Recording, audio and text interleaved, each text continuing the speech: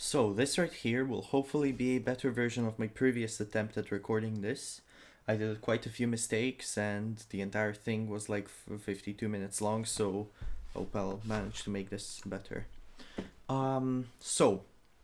Outskirts is a project that has been going for I'm pretty sure it's 5, but it might just be 4. I'm more comfortable with pretending it's 5 years. It's quite a while in the making, and it has quite a few stories in it and quite a few ideas. And this video is supposed to be a basic introduction to a lot of those ideas, so it's gonna be probably quite a longer video, but I'll try to be somewhat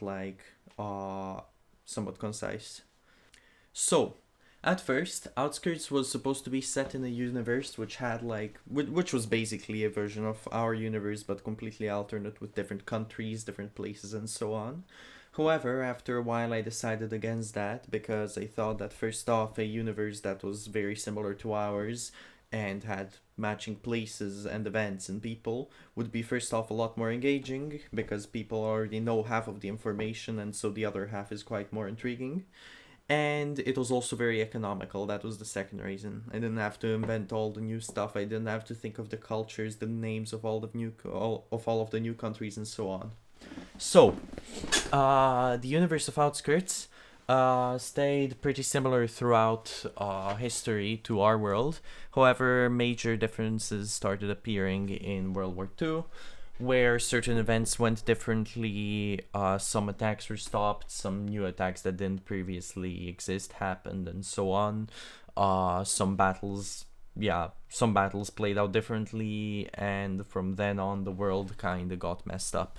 Some tectonical stuff happened, partially because very loose tectonic plates were shocked by an atomic explosion, and that caused an event called the geological cascade. And after the war, there was another event that kind of tried to fix up all of the damage the war had done to nature, which was called the Neustarten, which means new start on German. I'm not here to talk about the World War II part of Outskirts that much. I'm here to talk more about the more general things. So I'm gonna start off with some of the rules of the universe. So first off, there are only a few things that are unrealistic about this universe in a very self-admitted way. One of them is that aerial vehicles perform somewhat differently than in real life, despite the fact that Earth is basically the same as ours in Outskirts. The thing is, in order to make fight scenes and combat and different events a bit more engaging and for slightly more interesting vehicle designs to be possible, I have taken some liberties and made buoyancy and atmosphere work a bit different for a certain type of imaginary material. This material is a gas called xylophene, and it has a higher buoyancy than vacuum in atmosphere, which is impossible. Nothing really that we currently have is more buoyant in atmosphere than vacuum. However, I did this so I could make airships, which are here called air marines, a lot less fragile and a lot more full of content, I guess. Then there's also planes. There's some things like planes I try to keep still somewhat realistic with the fact that different planes will of course perform differently. There are hard limits on the speed, maneuverability, and overall firepower on certain planes, and each one of those affects the others in one way or another. So different planes have to be flown in a different way. However, some planes can do maneuvers slightly outside of their maneuverability range, and this all has some kind of writing to back it up, so I'm still gonna make sure that there's no heavy cargo planes doing cobras and so on. Then there's also things like boom and zooming, which is a very valid tactic. However, it has been sped up so that the overall pacing of fights where heavier planes are boom and zooming planes that are slower and somewhat more maneuverable, so that those fights don't really take forever. And it's a pretty simple thing. It's not gonna be that immersion breaking, especially in the format of a manga, which is supposed to be what most of the stories are told as. So yeah, and then There's also one last highly unrealistic thing, which is an effect of which is the capability that humans have in real life actually, and other animals too, to kind of subconsciously share information over large distances with each other. It's an effect that was found in some tropical monkeys, which learned to wash sweet potatoes in salt water independently. Like two groups of very similar species that were far apart learned that it was a lot more flavorful to like wash the yams from dirt in salt water than to use regular fresh water. And similar things exist with people where famous inventors released some kind of like made and released to the public an invention that was about to be like revealed to the public by another inventor just for them to be too late. And there was plenty of situations like this. So that kind of effect exists in the universe of Outskirts to a certain extent. And this is greatly connected to differences, which are the last thing that I'm going to cover now. So differences are effect. So there is a chemical called the Renaissance extract, which is naturally a gas, and when you breathe it in, or just consume it one way or another, because anything that's living can be affected by it, it is going to cause you to somehow undergo a change that is going to aid you by protecting you from your greatest fear, even if the inaccuracy is very high and even if it doesn't necessarily protect you from the specific fear you were intending at first. So it's not perfect, but it's really useful because less intelligent creatures tend to have effects that are a lot more physical and a lot less psychological. So for example, humans gain differences, and these are almost fully psychological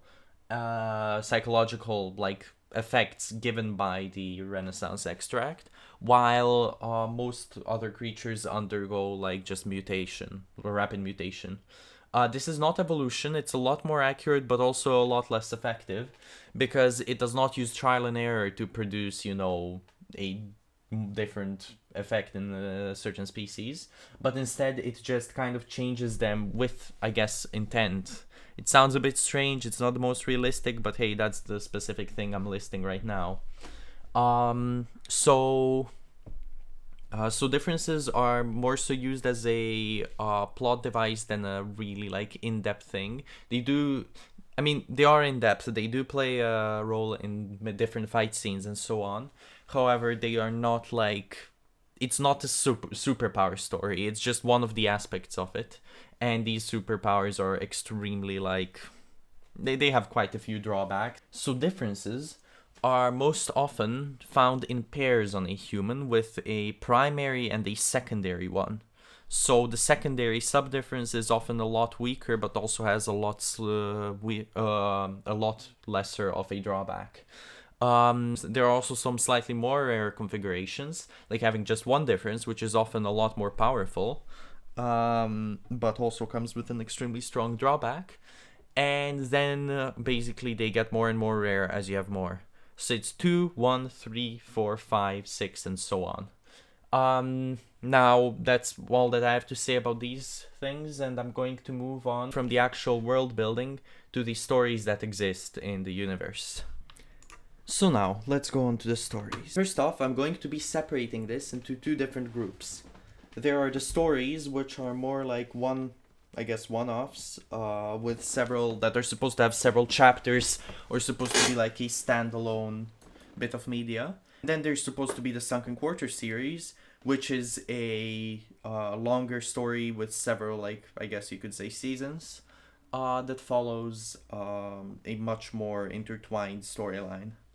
So, another important thing to mention with the Sunken Quarter series is that it is it has a lot of unwritten things, and as I'm gonna be going through it, you're gonna notice that there's less and less details for each one of them, partially because I'm trying not to have spoilers included, but also because less and less stuff has been written for the later on parts.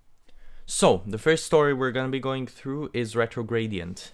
Retrogradient is a story that follows Aaron Thornwall, a monitor ace, aka a pilot that has very little prior experience in praxis, but has done very well in simulations. He is basically assigned to a new squadron, and he goes on his like first proper hunting hunting sortie to hunt scrap fighters from the downfall. And all of his other buddies from the surface are really excited to see how well he performs in actual combat.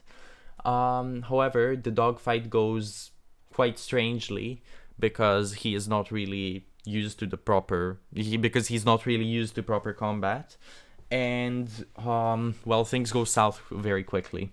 The story is supposed to just be one chapter showcasing that one single dogfight, and the main character is supposed to be the most stereotypical kind of self-insert that I could think of, who has very little personality traits, has the classical black hair, like semi short, like stature. It's just the classic that animes most often use to make characters likable without putting effort in. The story, besides being the one shot of the Sunken Quarter series, is supposed to be addressing how even if a main character is, well, a main character, the advantages that come with it, as well as the plot armor, are going to last for some time until the reality of the situation kind of hits back. So next up we have Wire Fortress, which was a story that was supposed to be the also like practice story of the series, which I was supposed to just draw as a manga for the sake of getting better at it, but I lost inspiration, so it's not really going to be written, it's not really going to be drawn that early. Now, Wire Fortress follows the two crews of two different vehicles. First off, it follows the Japanese crew of the Tungsten Lung. The Tungsten Lung is a heavy mobile bunker, or a super tank to be more exact, which is stuck in the Mongolian dryland. And the other crew is the crew of one of Soviet Russia's double gramophones, which is a heavy attack helicopter with quite a bit of crew space. Both are promised to be evacuated if they manage to take out the one remaining enemy force. So with the Tungsten Lung, it's a double gramophone and vice versa. The story takes a pretty quick turn once both of them meet at a radio station built by the US called the Wire Fortress, which is completely abandoned. They realize that they were left behind from the beginning, as rescuing them was simply not worth the effort. Now, from this point, the meticulous strategies that were made before, like breaking different dams to flood areas, or trying to hide away resources from the other groups so their vehicle would stop working after a while, and so on, all of these strategies turn into teamwork, as it's basically a mad dash to escape the Mongolian dryland before the lack of resources gets to them, and they become completely stranded in that inhospitable, completely empty, a land of just sand and bushes. Next up, we have Far Before the Fade. Now, Far Before the Fade was supposed to be an interactive visual novel with elements of arcadey dogfights with various planes and gear, which were supposed to direct how the story goes, as well as the actual, written elements. So, the dogfight, so if you were in a dogfight and you would lose in it, that would not necessarily mean you have to restart it, but instead mean that the story is going to take a different approach in case you survive. Or, for example, during some kind of combat, you would have a chance to save some character or have some character save you, but those conditions would have to be met in order for it to happen. So a big part of the choices you made were just a part of combat, so you wouldn't really have time to think about it too much. Now, Far Before the Fade follows Witchert, whose call sign is Niter, as he tries to hunt down an ace pilot from the Ward of Disarray called Strekoza. The entire story basically is set during 1 month, because that's how long Witchert has before an illness he has kills him. So it turns quickly from a story where he's trying to fulfill the last month of his life as much as possible by enjoying what little time he has left, to basically that 1 month turning into a very strict timer of how long he has to avenge a fallen friend. I won't go into that much detail because it's highly spoilery. However, most of the people who are watching this are probably going to know that this is referring to the lithium battery scene, which kind of changes the story's feel and direction. But I'm gonna leave that to, well, just that. And if somebody's curious, they can directly ask me and I'll tell them what that's all about. Next up, we have Lingering Memories of Jakob Dragin. And this story is set in World War II. More so, it starts in 1945 and continues on through the second half of World War II.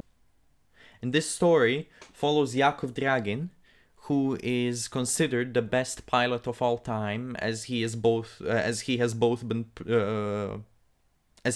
worked as a trainer that teaches other people how to fly, as well as a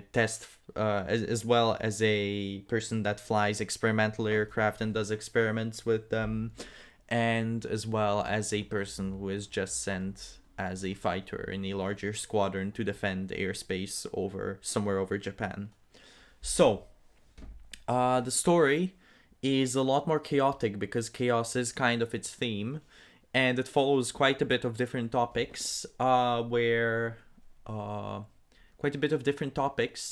Jakob Dragin has to mostly deal with the fact that he's getting dementia and slowly forgetting things. And, well, the situation gets worse and worse over time. The war is shifting what things he knew about the war is rapidly shifting what different things are like, and so him differentiating between reality and things he just forgot becomes more and more difficult. And basically the story hasn't really been finished. This one is a little less developed, however it has some strong concepts with it either way.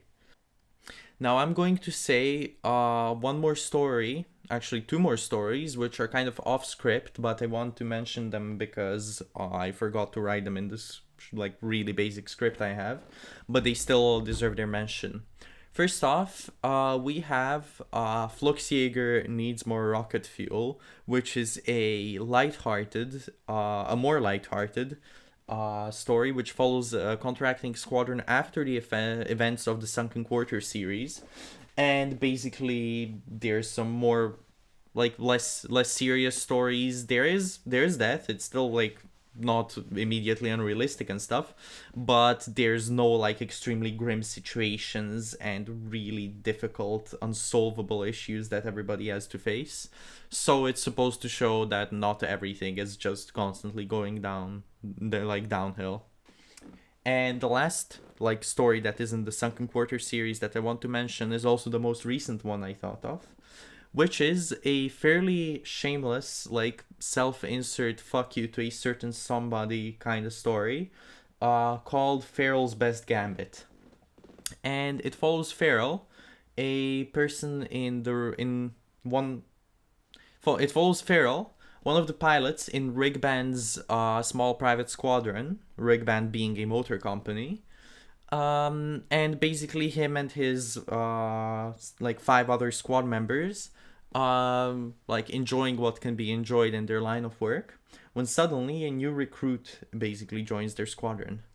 And this new recruit is quite a curious case because he has quite an interesting backstory. There's quite a bit to him. He's eager to tell a lot about what he did in the past, how he fought against some really, really famous people. He worked for one of the most infamous boarding cruise ships, which is simply called Hostile. He had some other very interesting encounters, and he always has something interesting to say.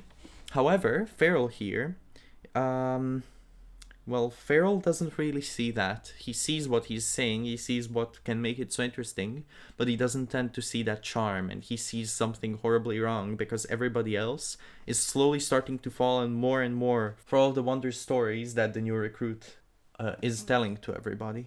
So it slowly becomes a story where Farrell's suspicion gets more and fortified more and more after people start acting quite absurdly just to get the attention of the new recruit. And the moment Farrell tries to speak up and ask what is going on, he's immediately outed as an enemy, and he is being very subtly, though still obviously, separated just for the fact that he does not really see the charm that the new recruit has. The story is supposed to follow the confusion that ensues as Farrell realizes that there's something seriously wrong with the entire situation, and with the fact that he can't really investigate it or talk with people about it because nobody really seems to be themselves anymore. And the worst part is that every single clue he has fortifies more and more that this isn't any supernatural occurrence, and that he is in fact the one person who is wrong in this, who cannot really see what's going on. And this confusion that ensues, which he cannot really clear up, is something that in the end drives him to do some pretty extreme things once he feels like nothing is fair anymore, and it doesn't really matter how he does things because the situation is already going to be ruined one way or another. This one is fairly underwritten for now just because of how new it is, but it's supposed to basically follow this really weird idea of like this charm that only certain that most people can see, but some people tend to completely miss out. Now, all of the side stories have been mentioned. Okay, and now I'm moving on to the main thing, which is the Sunken Quarter series. Now, the Sunken Quarter series is quite an interesting one, because it has been in development for the longest time and it follows a fairly planned out structure. I already mentioned this, but the further I go, the less and less information I'm gonna be able to share because both of spoilers and the fact that the later on, parts or seasons, have simply been less written. I was focusing chronologically on them, so that kind of explains it. So, first off, we have Upper Limiter. Upper Limiter is the first part of the entire series, and we're introduced to the main character called Arid, and the things he has to face once he falls down into the downfall, a sunken tectonic plate, where far before the fade and a part of retrogradient take place. And we see him changing sides to the Broadheart from where he's now supposed to fight against the surface, which was previously the side he was supposed to fly for. Upper Limiter takes quite a turn because it changes from a story where he's trying to escape the downfall to a situation where suddenly a person who they were supposed to bring to the other side of the downfall for a contract is being targeted by some kind of saboteur, and that person is the saboteur wants to kill that person, and they are trying to cause as much damage to the squadron in the process. And this, together with some really weird decisions done by characters that aren't really used to working in larger groups, causes quite a bit of chaos. And the main character, he has to cope with all of the issues that come with that and try to fix the situation on his own. And it gets a bit difficult at some points, and since the main character can think of a plan really quickly, but that plan is often full of flaws, this tends to cause quite a few issues that are not really that easy to solve. So after Upper Limiter, we have a story simply called The Outskirts, and it focuses on, once again, the Foghound Squadron, which Arid is working for, and the ways they help the Broadheart prepare for the escape from the downfall, where they're gonna try to breach a hole in the defenses of the surface and try to fly out with as many people as possible, so that they would finally not be restrained to that small part of the world. This part of the Sunken Quarter series greatly focuses on the greater good and all of the sacrifices that are worth making to get to the final goal that everybody shares. And it has a lot of situations where there are some morally questionable decisions that need to be made. However, everybody is aware that without those decisions being accepted, the plan to escape the downfall is going to be put at risk. Now I won't go that much into detail with this one, because this one didn't really have that much written for it, the same as the next part. But other than that, we're already entering the less written territory. Shadow of the Cloud Breacher is the next part of the series, and it is basically following the fact that that after the Foghound Squadron and the rest of the Broadheart thought the situation would get easier after a certain event, they realized supposed to put in even more and more work and be even more and more careful to not get stalked by the surface. There is quite a lot of running where everybody has to constantly be on the move in order not to be found by the surface. But all in all, it's a fairly chaotic situation and it doesn't end very well. After Shadow of the Cloud Reacher comes What Stays of the Remainder. And What Stays of the Remainder is a story where the Broadheart has already been weakened in the battle against the surface and more drastic measures have to be taken. The main character is introduced to some other new characters. However, the past and the things that happened not so long ago are starting to haunt him to the point where he's supposed to make some drastic and to everybody but him stupid decisions in order to be able to live with himself. And in the end, some of these decisions turn out quite disastrous, and it also includes the process of him trying to fix them, because this is something that he didn't really have a learning experience for yet. And this part includes quite a bit of different things, but as I said, hasn't really been written in that much detail. So that's about as much info as I can give right now.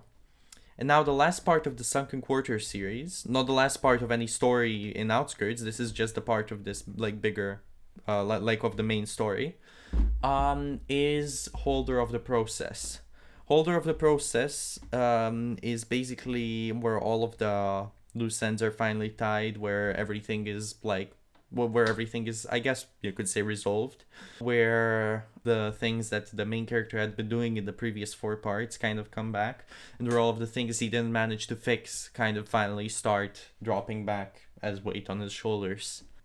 This last part follows greatly the idea of sacrifice and how much the main character used others for sacrifices in order to make sure that whatever his plan was managed to work, even if it was for something that was profitable to almost everybody. So I won't go into too many spoilers here. This one is also kind of underwritten, but it has quite a few parts which are really well developed, because this is supposed to tie up the things that haven't been resolved yet in the story. So these are all of the different things that I wanted to go over in this video. I just want to make sure that everybody knows this stuff is bound to change, since this is, I mean, it's 5 years in the making, but this is like a very casual project, so that means that there's still quite a bit of time for things to be changed.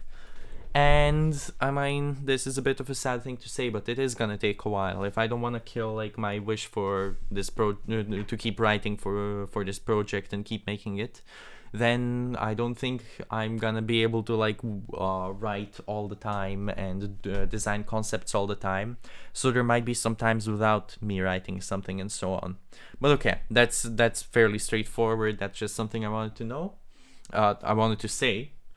So yeah, I'm glad I made this video. I hope I didn't forget anything that I'm gonna have to weirdly edit in when I'm like done. But yeah, that's all. And if you have any other things you want me to explain from Outskirts, do tell me in the comments. So yeah, goodbye.